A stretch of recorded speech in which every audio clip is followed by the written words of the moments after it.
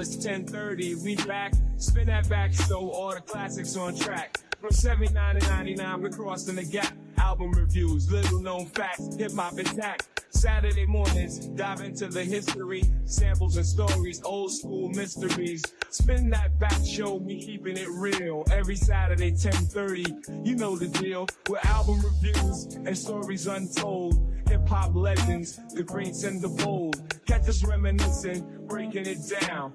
East to west coast, the underground sound. From Grandmaster Flash to Nas Big Prize, unveiling truth, no disguise.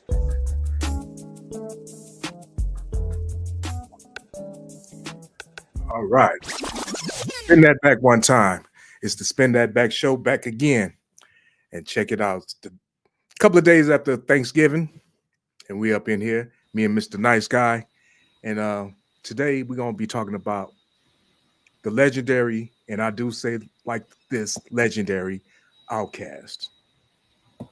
OutKast, the men that put ATL on the map in the 90s, in my opinion. That's just my opinion. I know there's other artists that came out of ATL. You had Jermaine Dupri, Criss Cross.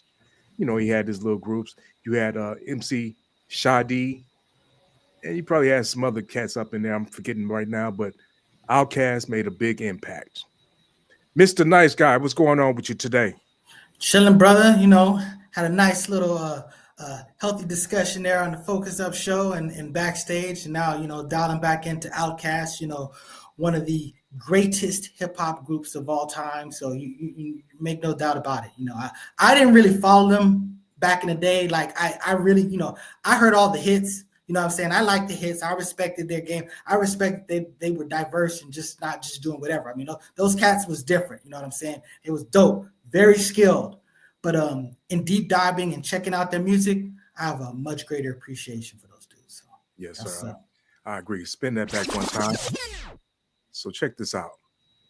I first heard of OutKast back in it had to be about 93, 92. I don't know. I heard the Players Ball.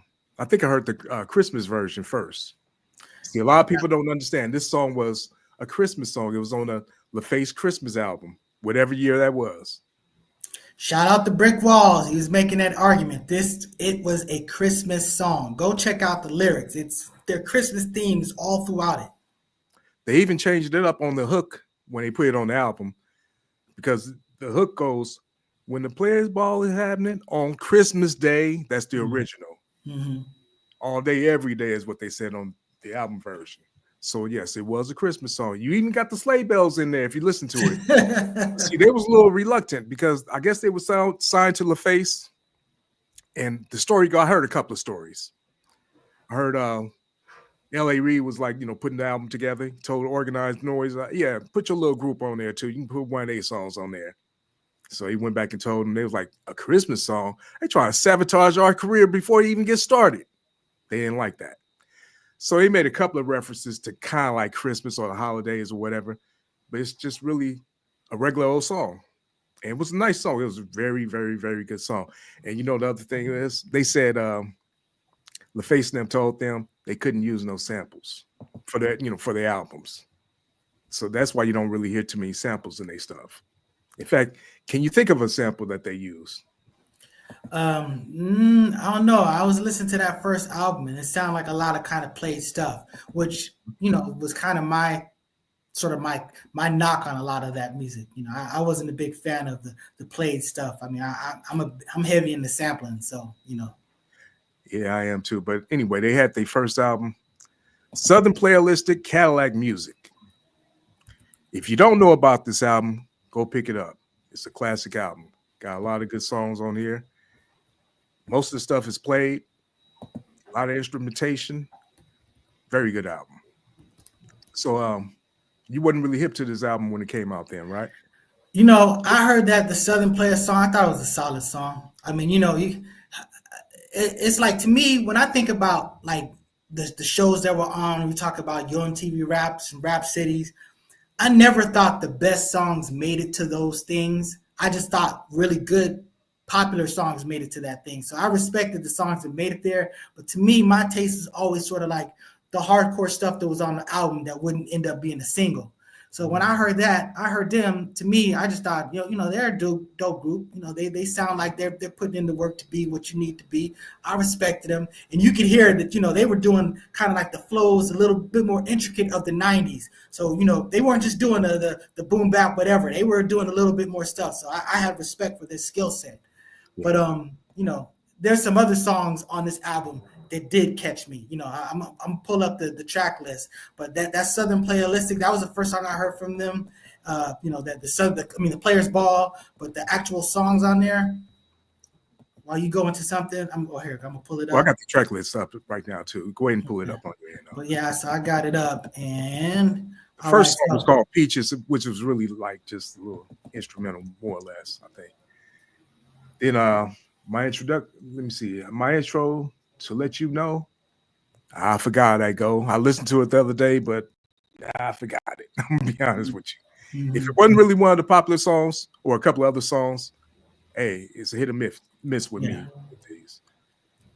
Yeah, I felt like these songs were kind of solid. Like obviously the Players Ball, that was the one that dropped. When you come to Claiming True, that's when I start going, okay, now I'm hearing something. And even though Funky Ride was more gangster than the type of music that I was into, I was like, this kind of reaches over to me too. But Get Up, Get Out, that was my joint. When that dropped, I was just like, yo, these cats, because I was a big Goody Mob fan anyways, you know what I'm saying? But just, that's a shout out to the Dungeon family. That was their network between those two groups and, probably Organized Noise as well. But I mean, Get Up, Get Out, Get Something. That's just a banging song. But this is the first song that you heard from the Goody Mob though, right there, right? The first song that I heard from Goody Mob was, you said Goody Mob. That was that Looking Through My Window, bow. Yeah, it's Goody Mob. I'm saying, but Get Up, Get Out, and Get Something. That was all them on there, though, right? Yeah, that was them on there too. So yeah. So and was that before the peeping through my window? I feel like the window thing was before that. So at least it wasn't. No. Okay. Trust.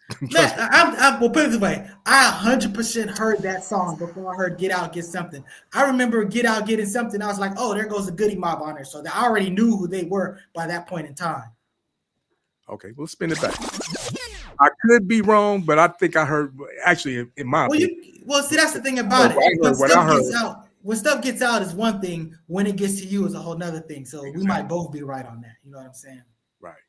Because I had heard the whole album before I heard Goody Mob. I didn't even know who Goody Mob was. I was like, the song was Self Therapy. Yeah, one of my all-time favorite songs of whatever, So again, I remember the first time I heard that song, man. I think I heard it on the Wake Up Show, probably. I just remember I was trying to remember the hook. I was like, who's that looking in my window? Blah. Nobody now. I knew it was like pow, but I was saying it wrong. Either way, I had to plow off some kind of way. I had to plow, whatever. I was just saying. Yeah.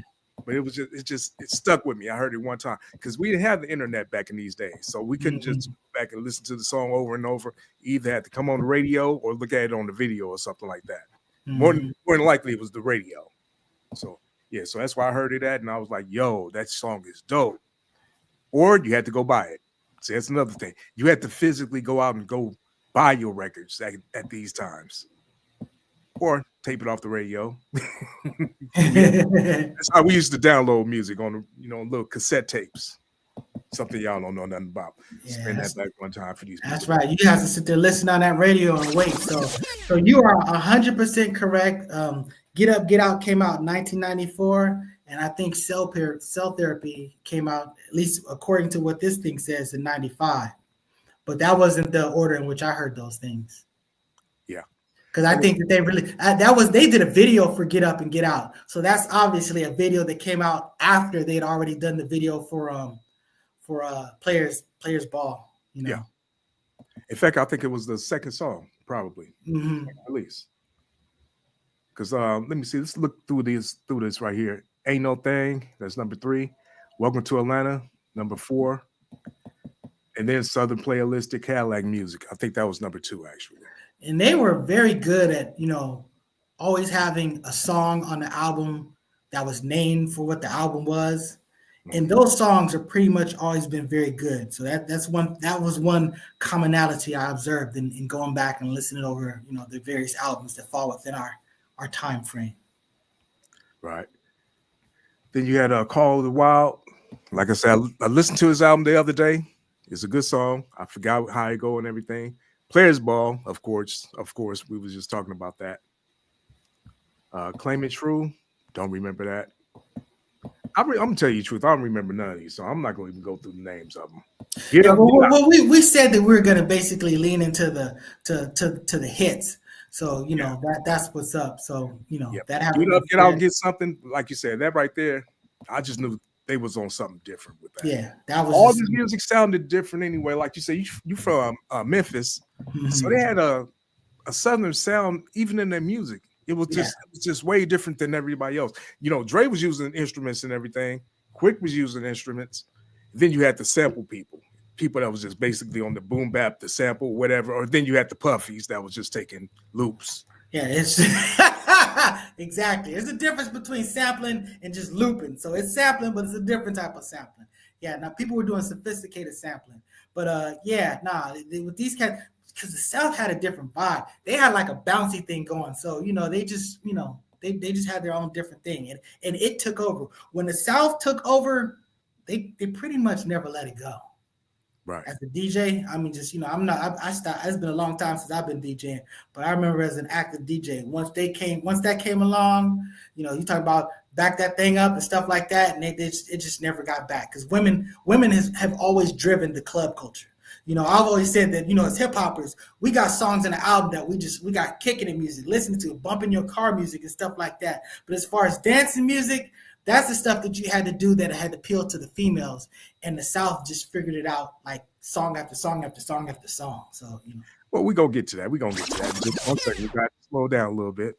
We're going to talk about this first album because there's something significant about this album. So anyway, next song was something called, I forgot where I'm at.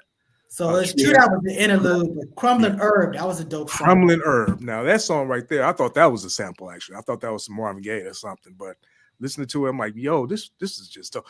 But then you could tell it was like live instruments and everything. It was just, man, that was like, to me, that was the dopest song on the album. That's my opinion. Yeah, it's dope. It's right up there. My favorite one is Get Up, Get Out. But I mean, Crumbling Herb, to my recollection, as I was going over these things, Crumbling Herb might have been like, kind of like 1-2, 1-1A type situation.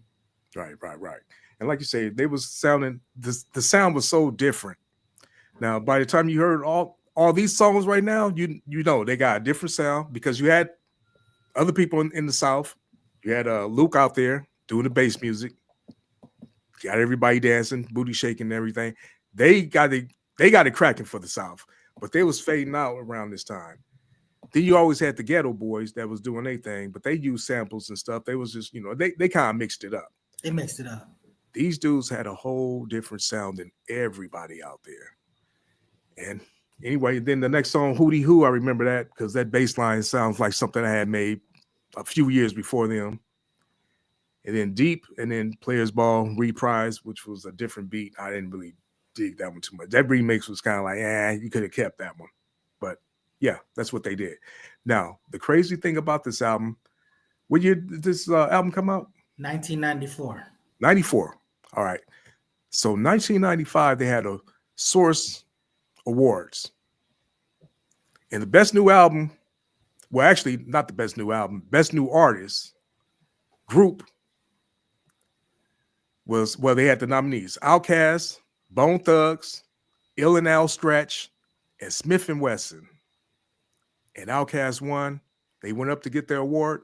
People was booing, laughing, and it was making a mockery of them. But Andre got up there and he said, hey, the South got something to say. I think I got a picture of that too. Yeah, hey, South got something to say. That's all I got to say. Yo. And they definitely had something to say. Like I said, they took it over. Didn't let go. Did not let go. So he was right about that. So then they came with their second album, which was ATL Aliens. Now look at this album cover. You got Big Boy with the Atlanta hat, and you got with the turban. You got Dre looking like something else. Like, what the hell is going on with this dude?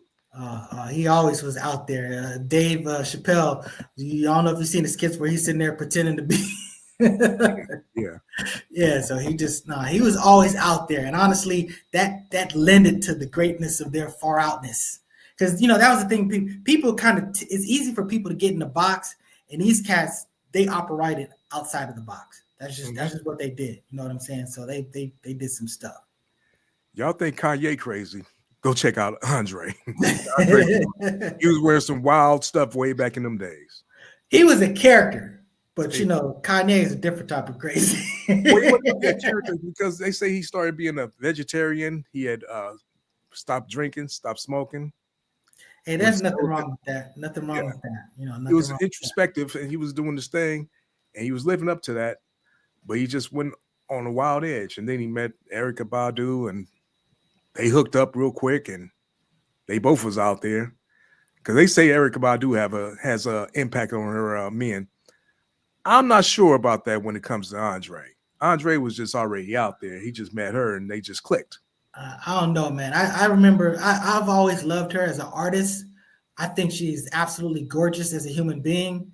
But I mean, I've seen her in interviews and literally thought, oh, she's effing crazy. Like, there's no way that I could sit across from her for any period of time and have a discussion with her and not think the whole time where I'm just in my mind, all I'm thinking is she is mother effing crazy. Like, crazy, crazy, crazy.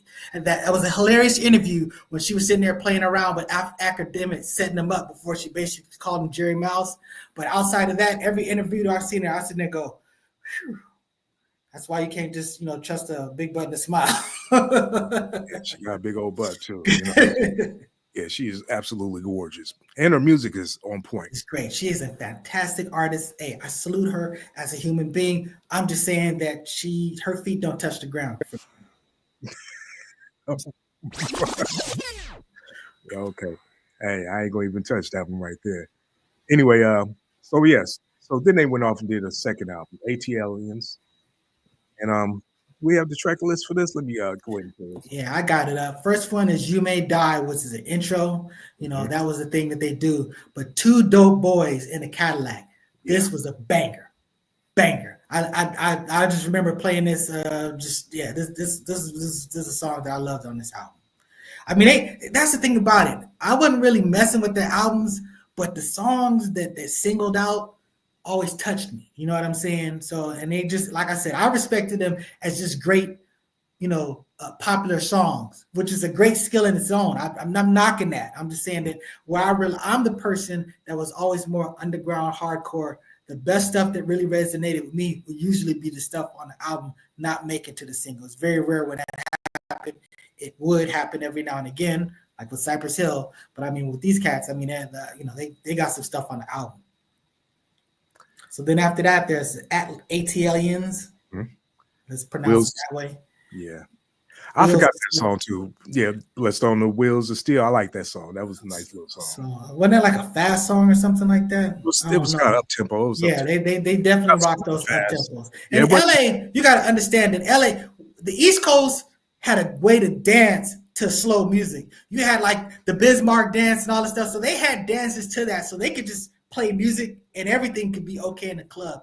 Whereas LA, we didn't even really know how to move to a lot of these slow songs. You had to put on the electronic funk or something like that to really get people on the floor and stuff like that. So, DJs used to pitch up like songs just to sort of like put them closer to that tempo. Cause a lot of our dances, the trendy era and stuff like that were like the fast dances and stuff like, other than a two-step, you can two-step to anything, but that was kind of the thing.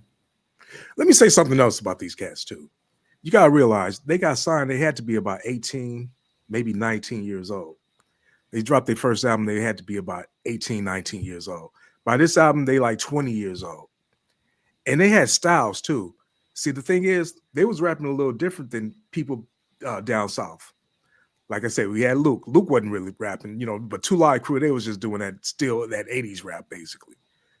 And then you had the Ghetto Boys. They was just like more of a laid back flow, just on time, on tempo. These dudes was all over the place, like, the wordplay, the styles, the cadence, and everything.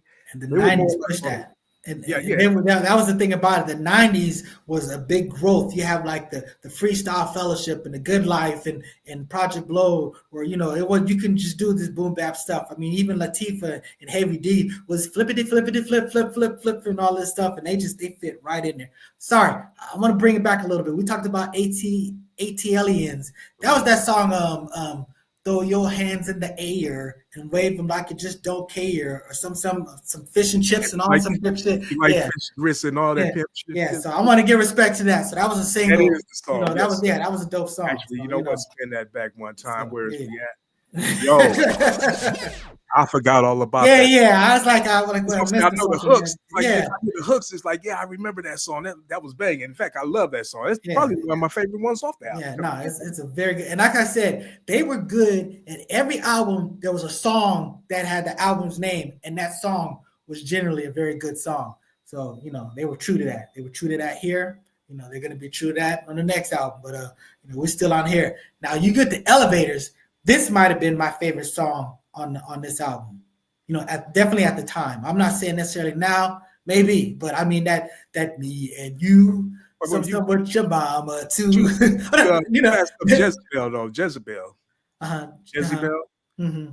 Yeah, I remember that song. That was a cool little song too. Come to think of it, but Elevators, Me and You.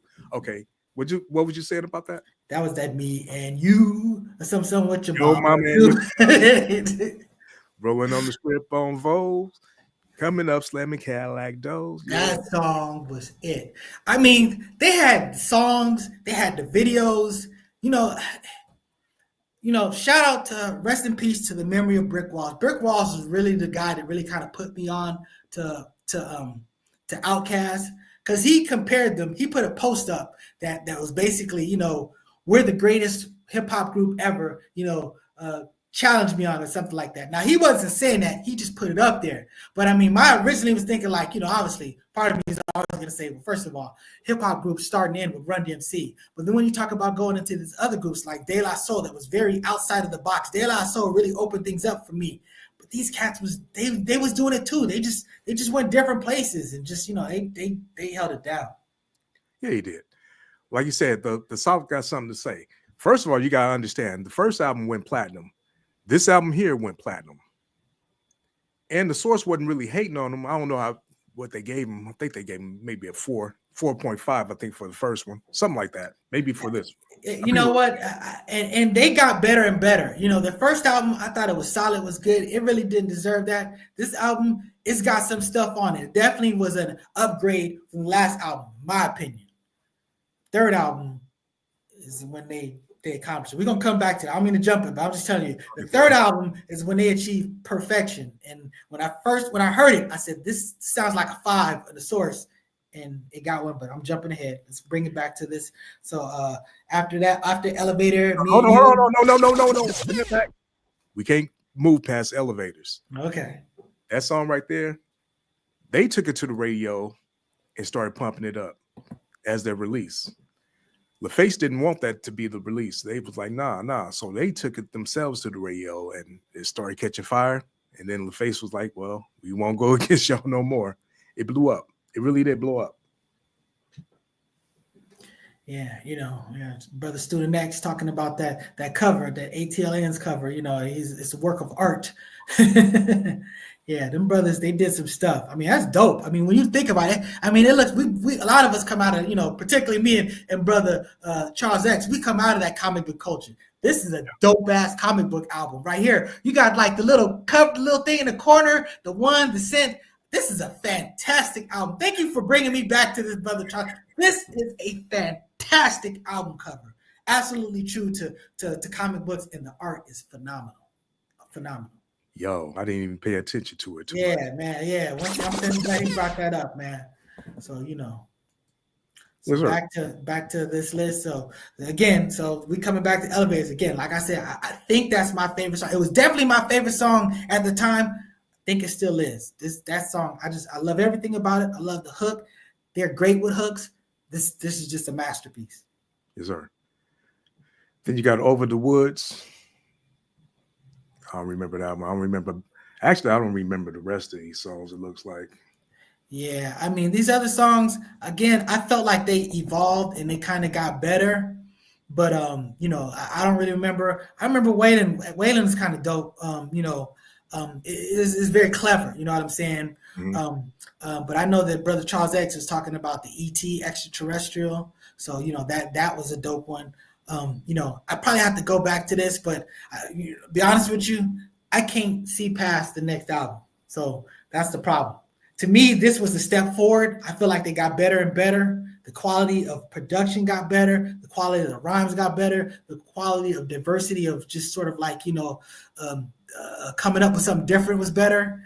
But I felt like they reached it in the next album. So you let me know when we there, brother. Well, we go there now. Let me see. All right, that's what's up. Akimani, or Akimani, I guess you call it. It's a combination of Aquarius and Gemini. That's what they are, Aquarius and Geminis. And there you go with that artwork again. There's a lot going on in this album here, this album cover. Yeah, these cats, they took it serious. They took the assignment serious. Some people just kind of did whatever, but they it wasn't just enough to have a very clever album. They want to have a clever cover on top of it. So they were thoroughly clever. Yes, sir. And then what's the track list on this one? You got it up?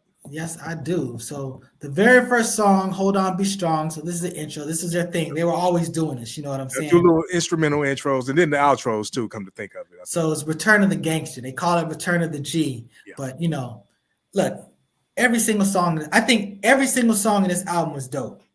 So, just I'm gonna just put that out there. So just let every single song this was a no skips, for me, you know what I'm saying? And it's just, and that's why my mind, I'm thinking this must have been a 5.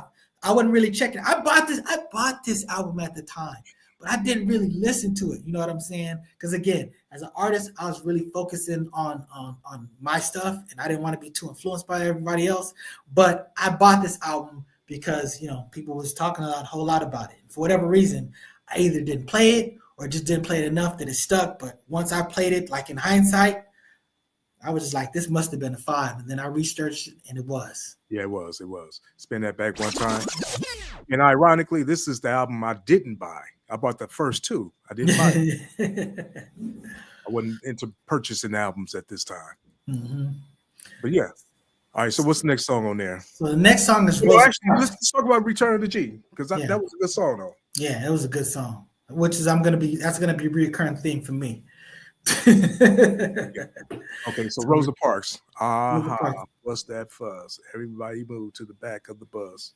So again, they figured out these dudes were positive, they were party. It was okay with dancing. That's what I'm saying. We came from an era where that was okay to dance because me and Brick Walls, we were ex-break dancers. You know what I'm saying? So we believed in dance. We believed in our dance, people, we called them step material and stuff like that. So the bottom line is we embraced all of those aspects. And these dudes, they weren't just sitting there rapping and just doing like this and doing like this. They were moving and having fun, and it was infectious. And they did it. This is a great single. You know what I'm saying? So yeah, it was upbeat. They was moving. They had a good video to it and everything. It was called Rosa Parks. I don't know why they even called it. Well, that. Back of the bus. Back of the bus. Everybody just back of the bus. Yeah, that's why it was. Rosa Parks one time. The royalties or something off this song. No. Hey man, I did a song called "No Violence," and it was copying, it was sampling Ice Cube when he says, "If they say no violence, devil, you won't respect mine." But I called it my "No Violins," which is a shout out to homegirl from Saturday Night Live, who went on this whole diatribe about how people shouldn't hate violins or something, playing violins, and they said violence, and she's like, oh, never mind, that was her little thing. So my point is that I did that same type of thing. They call it Rosa Parks. It's this one little connection, but you just lean into it. And, I salute those brothers for that. We'll spin that back, putting that in perspective for us. Yes, sir. But it was a good song though. Like I said, yeah, you're right. Then they had the harmonica up in there. It sounded so country and down home, and it was just crazy. It was a good song. Very, very, very clever. I never heard a song like that actually. The production on this album is top flight. It's top flight. It's like, you know what I'm saying? This album will stand the test of time. It's just banger after banger. Great production, great concepts, great lyrics, great execution, great vibing, great cadence. It's just great. They did their thing. So, you know, I didn't understand OutKast like I should have, but in retrospect, you know, I tip my cap. They did that. You know what? I gotta say the same thing. I didn't see the vision in them. And then around this time, Andre was going off and dressing all funny and, you know, looking crazy and weird and everything.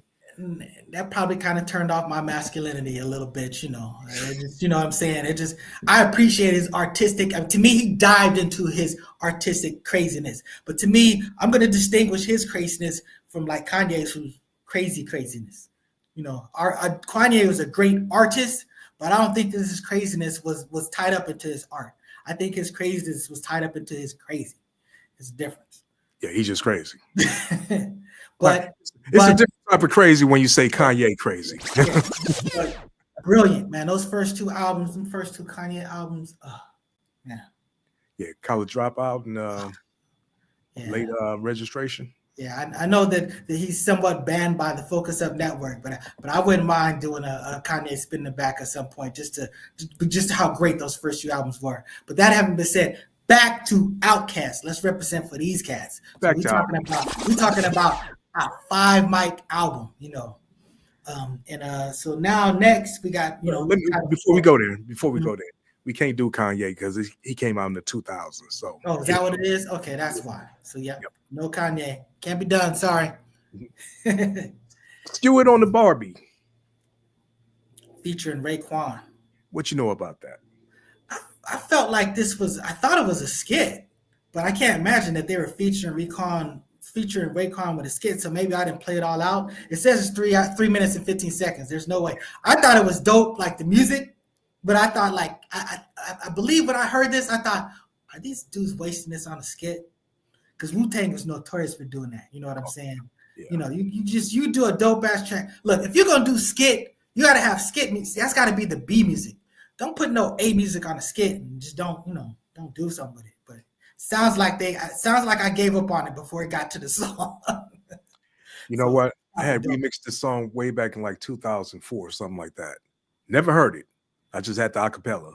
I had to go back and listen to it to kind of like, you know, break it up and everything. I'm like, oh, okay. It was a cool little song though, you know. Mm-hmm.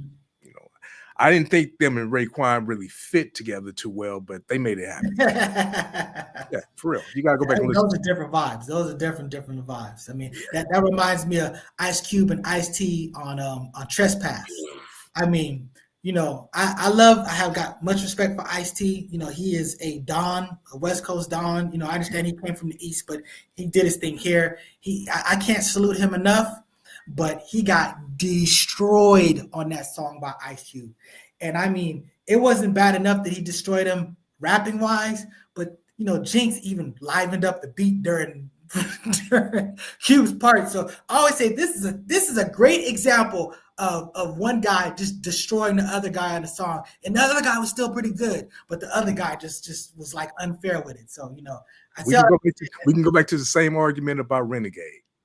Yeah. Well, but then we found out that we thought that Eminem killed Jay-Z on a Jay-Z song. Turns out it was an Eminem song. He created it, he produced it, and basically Jay-Z hopped on his song and just took the song. So you know, so Eminem beat Jay-Z on an Eminem song. It is different.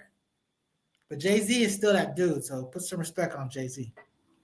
Yeah, let's put some respect on Jay-Z. Okay, I'm gonna go ahead and spin it. You kind of like hesitated a little bit, you know that. Oh, okay. I don't care because he got destroyed on that song. I'm sorry. Oh, he did. He got destroyed on the song. Hey, both things can be true. You can be great and still you can be a great fighter and still get your ass kicked. You know what I'm saying? So that's just how it is. Mike Tyson. All right, anyway. Kim and I. Again, another title song, another dope song. You know what I'm saying? So they did it. I don't remember that song. What was the hook on that one?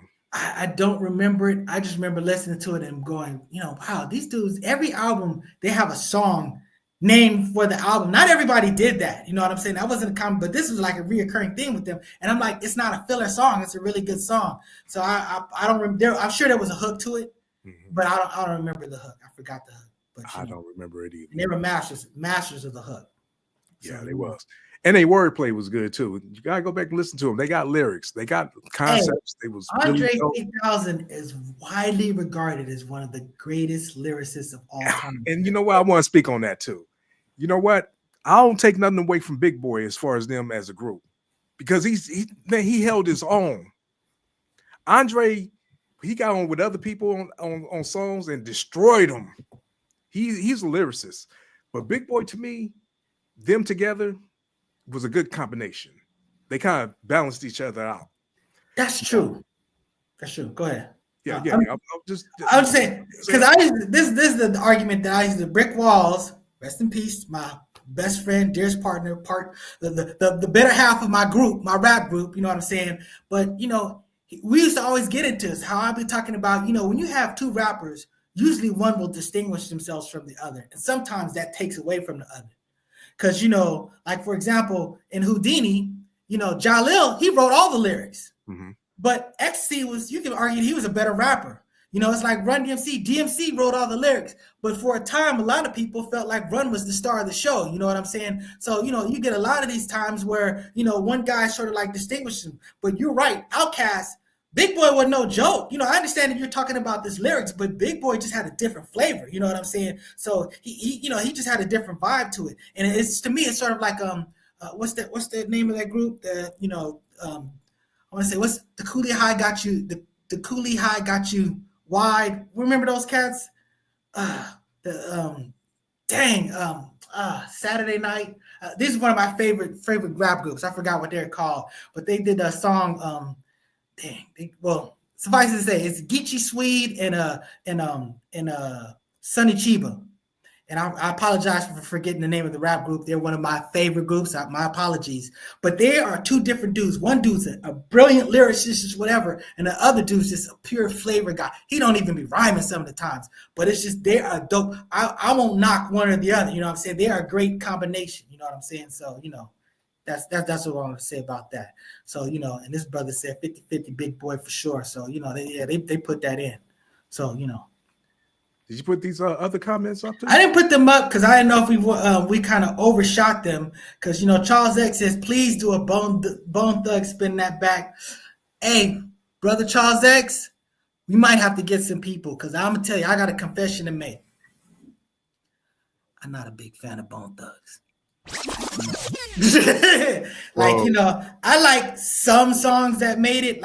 There might be two.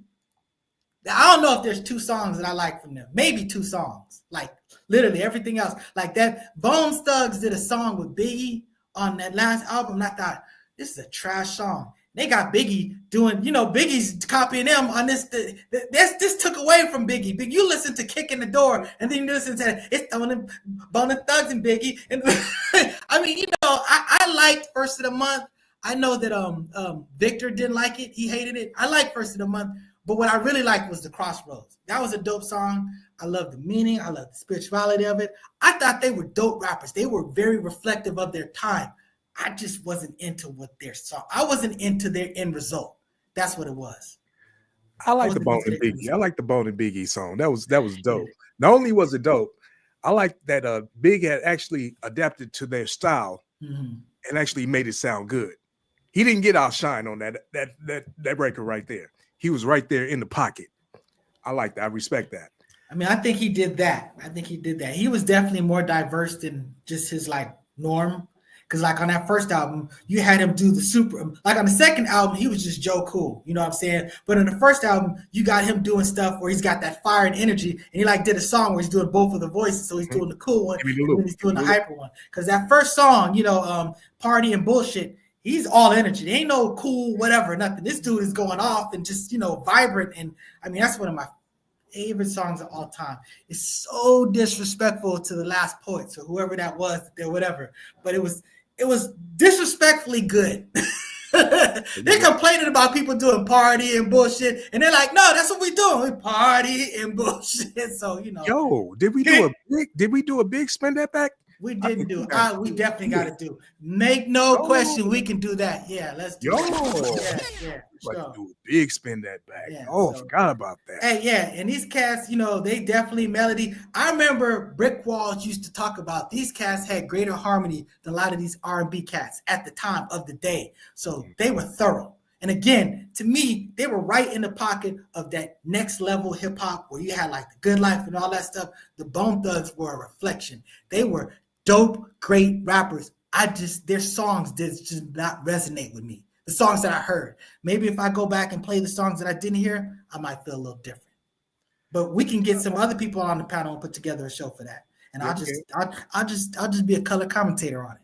yeah. But get the people what they want. But let's get back to OutKast, who I had to come back to, who I didn't really understand the greatness of OutKast at the time, but have since been converted. They figured it out. Oh yeah. So we did Aquemini or Aquemini, and then we got Synthesizer featuring George Clinton. They actually got George Clinton was putting in the rounds. You know what I'm saying? He was doing some stuff. He was on some people's stuff. You're talking about Ice Cube. You're talking about I was about to say Snoop Dogg, but I don't know. But I mean, the bottom line is, George Clinton never ran away from hip hop. He was one of the old schoolers that embraced it, and and it was a resurgence for him too. So it was basically, washing each other's, getting each other's back, so to speak. I mean, look, George Clinton he's the Father of the funk. no. He's the funk is James Brown. James Brown. He's like the son of the funk. You know what I'm saying? The P-Funk. He listen to me. In my opinion, Atomic Dog was like a hip-hop song. It came out in like 81. Look at the beat and everything. It was so different than everything else. It was his stuff because hip-hop his music was the foundation of hip-hop, especially on the West Coast around this time that we're talking about. Yeah, now West Coast hip hop was extremely heavily influenced by Parliament and Funkadelic. You had some groups like EPMD that was like that too, but for the most part, you just had a few people on the East Coast like that. It was a majority of what was going on the West Coast. I mean, we were still living that. We didn't let it go. Parliament was still circulating like the South was like, you know what I'm saying? So it's just, we were rocking Knee Deep and stuff like that, like it just came out. Like in the middle 80s and stuff like that, late 80s. So, Well, just in my opinion, I think Atomic Dog is like a hip hop song of the day at that time. It sounded so much different than anything else. Yeah, it did. And I never thought about that. I never would have classified it that because it was Parliament, it was P-Funk, but it was hip hop. But it was so different though. Just the beat by itself was just on a level that none you heard nothing else on the radio like that at that time. That beat is completely hip hop. Oh. They got like, I mean, it's just, that's a great point. Give yourself a spin that back. I know. I learned something. Yeah, I think you're 100% right. I know they influenced it, but to me, they were a part of it. It is a difference, but just, that was definitely hip hop. Yeah, it's a difference, but that is the root, in my opinion. Anyway, what's the next song? Slump, I don't remember that. West of Savannah, I don't remember that. Again, we may not remember these songs. These songs I hear them, I know. Yeah, these songs are bangers. Now, the art of storytelling, they had a part 1 and a part 2 on the same album right next to each other. But they're both dope. You know what I'm saying? They're different songs, different directions, different vibes, different whatever. For some reason, I kept confusing this with the song that OutKast did with Slick Rick. But that song is called Street Talking. And I'm just telling you, it's a masterful song. One of my favorite songs. I hipped you guys on the show part 2. People didn't know about it, but the flip side of the show part 2, which is we got it on or something like that, was also this Street Talking. And they actually did a video with Slick Rick and OutKast, and it's really, I think it's mainly Big Boy, but it's dope. Spin that back. All right, but this one here, it was like it's like that, y'all. Got some dump the back, y'all. Got 4, 5 cats have been like y'all, something like that, right? I'm telling you, these cats had great hooks and choruses. I mean, all of this was feel good music. Mostly was like super positive. I mean, you like it that it's great. You love it that it's good too. You know what I'm saying? They were a wholesome, they were a wholesome group, for lack of a better term. So shout out to those brothers. Yes, sir. And they did a whole lot, like I said, a lot of live instrumentation and everything. LaFace said they couldn't use samples, but they had TLC that was sampling everything. Come on now. Yeah. Hey, TLC figured out. TLC figured out the sample hack. You got to understand, this is around the time where hip hoppers were getting sued by a lot of these people, because we were sort of like sampling with impunity, up until the 80s and then the early 90s. Then you had those big lawsuits with the Biz Marquee and with De La Soul, and then it changed because record companies were getting raped. And once that they were overreactive to it by just completely trying to run away from samples instead of just getting some type of toning it down a little bit and getting some licensing. But TLC figured out, hey, we're gonna sample a rap song that already sampled some stuff. We'll get it cleared from that, and then the song will be cleared. Okay, so they cleared so that song "Creep." They sampled from Slick Rick. Guess who's back? The rule is here. And because they sampled a song and got it licensed from Slick Rick, they did all they needed to do to insulate themselves and protect themselves, even though Slick Rick had sampled or whatever, stuff like that. So, it just was, it was brilliant. It was the hack. That's what we figured out. Sample a rap song, and you'll be able to clear that easily because a rapper ain't going to hate. Okay, but the first album, they had Ain't Too Proud to Beg. Oh, their whole stuff. Well, I mean, Creep wasn't that Creep on that first album? No, that was on the second. Oh, the second album? But yeah, no, their whole thing was. But again, I think that was when people started figuring either that was before they got sued or that's when they got sued. Because TLC got, they ran into a lot of trouble. I mean, they went bankrupt. So there were some issues. And it might have been lawsuits. It might have just been mismanaged money. It might have been an accountant stole their money. You know what I'm saying? There was some problems, some real problems with TLC. So, again, there was a period of time where we still doing that. And then we realized that, it's too expensive to do that. That's why Dr. Dre, it's like he would do like one little sample. And then you got all these instruments and live stuff around it. So the sound was real clean, but it still gave you the sort of like kind of the vibe, the instrumentation of the sample. Because you got to understand, the samples are elite musicians that were elite in their particular field, their particular vibe, where they were in the funk, where they were doing the soul. These people, it's just like getting the hip hoppers in the prime of their hip hopness. You're sampling them, doing them prime hip hop. So you're taking that vibe and now you're breaking it up and putting it on your music. So you're getting some of that. But if you're just playing it over and you're not really that, elite player or stuff like that, it's gonna be watered down. It's gonna whatever. We talked about how they're running through effects. They're running through all of these filters and all this other stuff back in the day. All these complicated things, and you're just playing a keyboard and run it into your machine. It's just not gonna have that. So that's the beauty of sampling. It has the authenticity, the musicianship of those original great players doing greatness. Unless you get some great players to actually play on your stuff.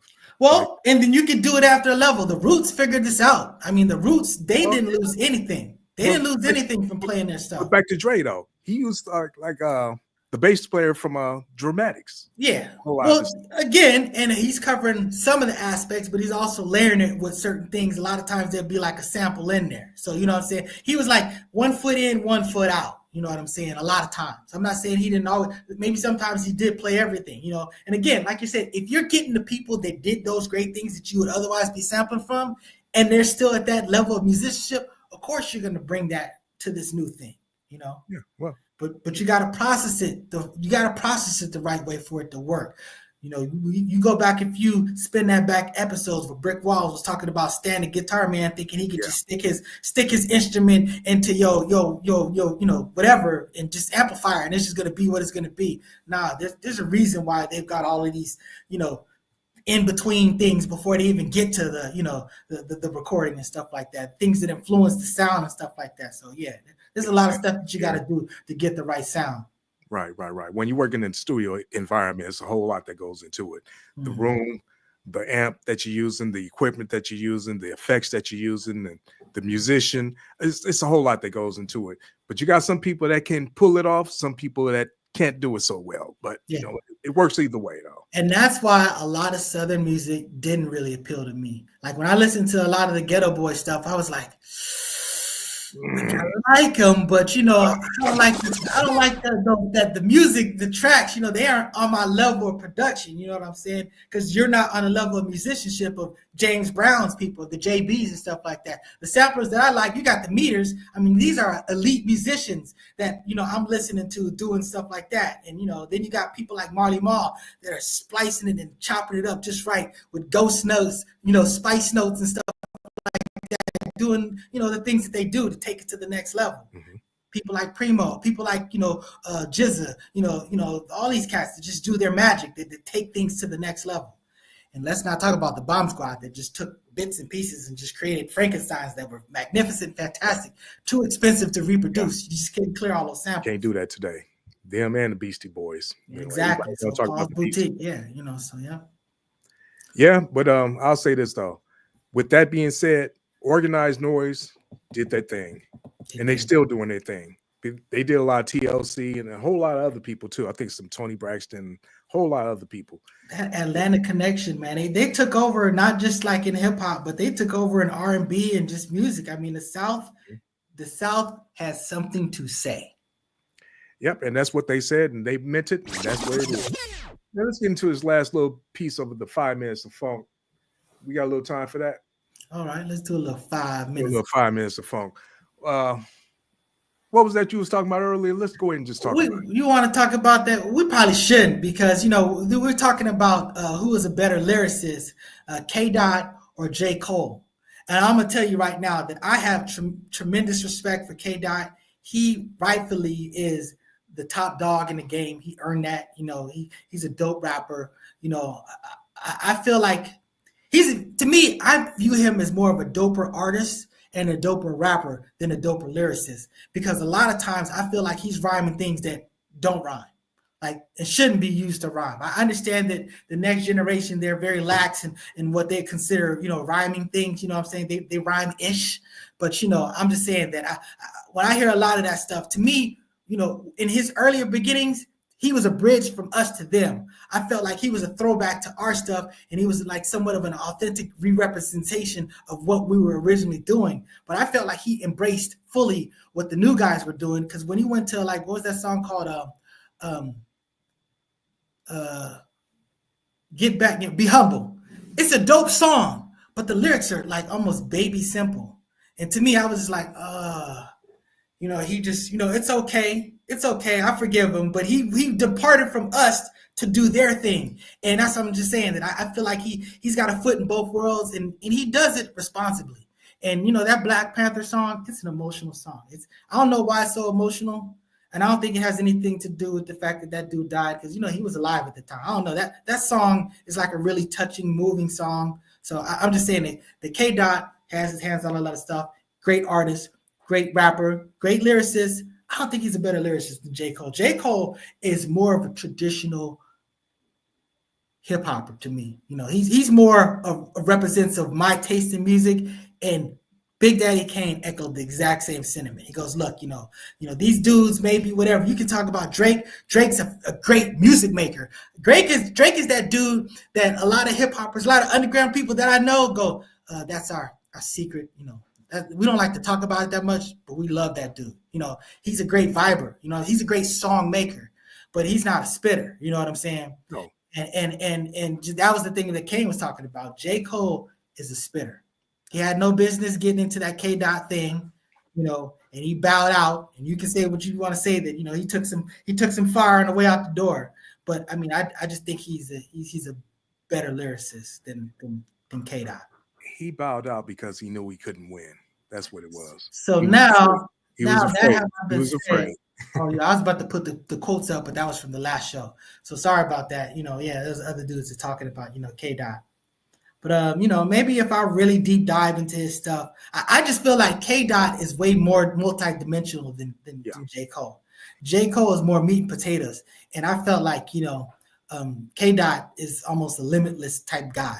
You know what I'm saying? He really has no limitation. And through the course of the song, that's one thing that me and Brick Walls used to always talk about, like white people that have music where they'll be all, whispering, and then they get all music, and they have these ranges of emotion through a song, and that's what we used to like to do.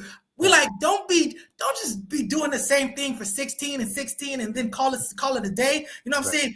Draw people in, make the music soft, and then go crazy and just wah! You know what I'm saying? It's okay to let it go. Cole doesn't do this though. He just makes traditional type music. He doesn't. He stays safe.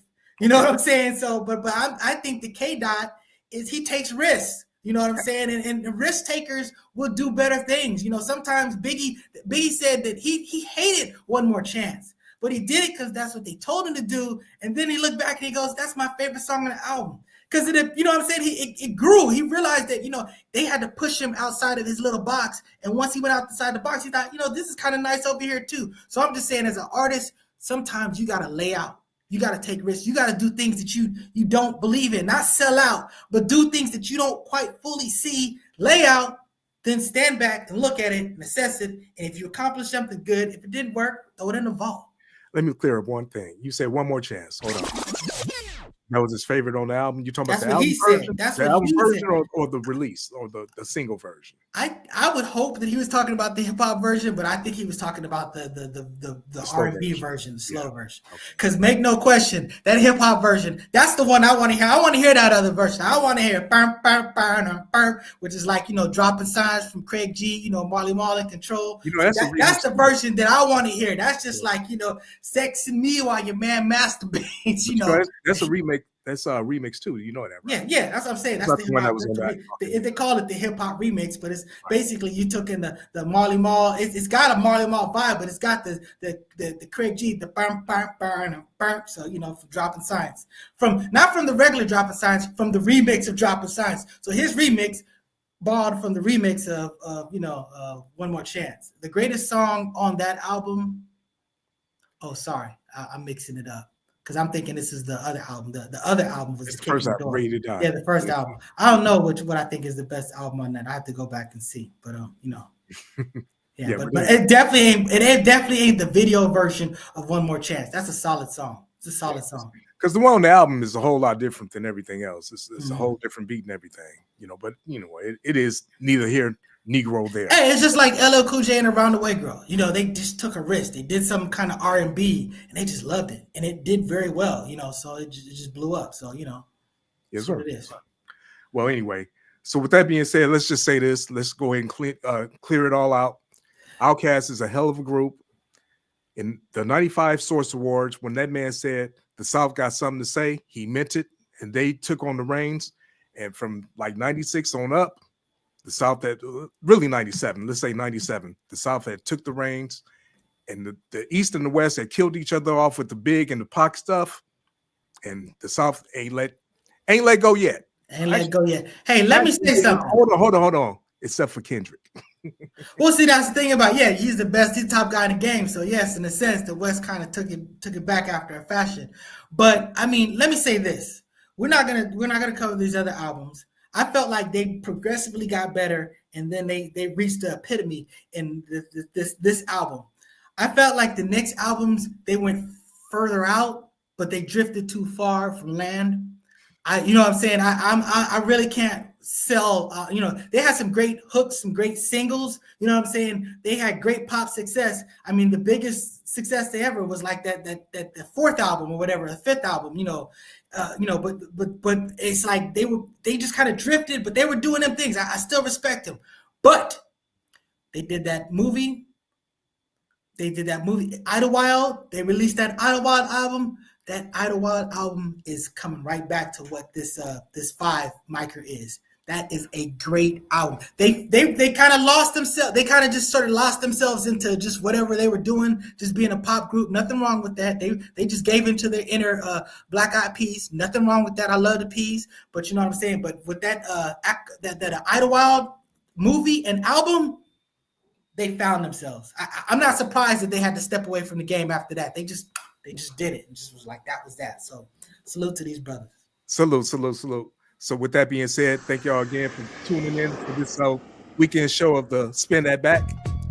We'll be back next week. We'll probably be doing some Notorious Big because I'm thinking about that right now. It's kind of heavy on the mind right now.